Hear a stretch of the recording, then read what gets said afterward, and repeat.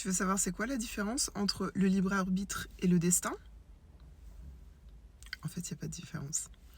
Quand on comprend les principes de manifestation et que tout est basé sur nos croyances, ce sur quoi on va porter nos croyances, on va porter notre attention, cette chose va devenir réalité. Pourquoi? Parce qu'en fait, on émet la vibration de cette croyance, la vibration de cette certitude, la vibration de cette pensée.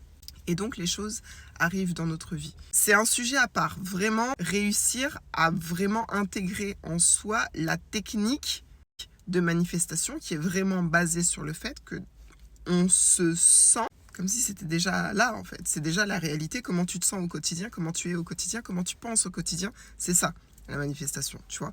Donc, les personnes qui sont vraiment dans ça et qui ont compris et qui voient que ça marche, même ces personnes-là, il va se passer des choses qu'elles n'ont pas prévues. Il va se passer des choses qu'elles n'ont pas voulues.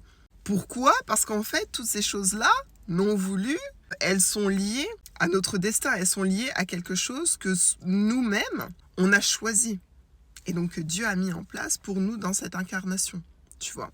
Et donc, c'est quelque chose que nous-mêmes, on a choisi. Lorsque on était une pure âme, un pur être de lumière, sans matière, sans, tu vois, les côtés, les émotions, là, il se passe des choses. Ah, l'incarnation, ah.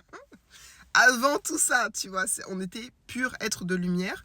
Et avec toute la sagesse et la connaissance qu'on avait à ce moment-là, on s'est dit, on a compris, on savait que pour nous, la meilleure des choses qui pouvaient arriver, c'était cette chose bien précise.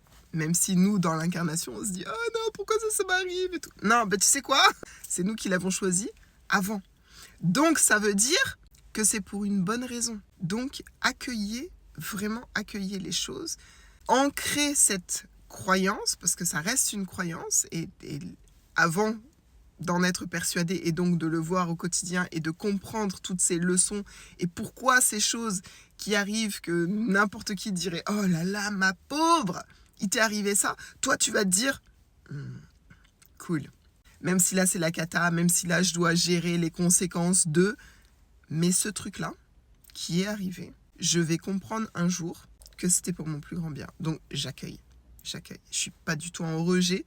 Et moins je suis en rejet par rapport à ce qui arrive, plus tu es au contrôle, en fait. Tu es au contrôle de toi-même, tu es au contrôle de tes réactions. Parce que quoi qu'il arrive par la suite, en fait, ça te touche pas.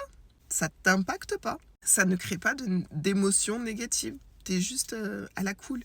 Et la proportion à élever tes vibrations et à obtenir de plus en plus dans ta vie et à manifester de plus en plus dans ta vie, en fait, ça devient exponentiel. Tu vois, parce que t'accueilles, t'es plus en rejet. Vraiment, il faut le vivre pour le comprendre. Mais vraiment, vraiment, vraiment, accueillez, en fait. Accueillez, mettez-vous dans le crâne la croyance que tout arrive toujours pour votre plus grand bien. Tout arrive toujours pour votre plus grand bien. Aussi sûr que vous êtes un être humain, tout arrive toujours pour votre plus grand bien. Tu vois, il faut que dans les têtes, ça soit comme ça, tu vois, ça soit le même niveau de certitude.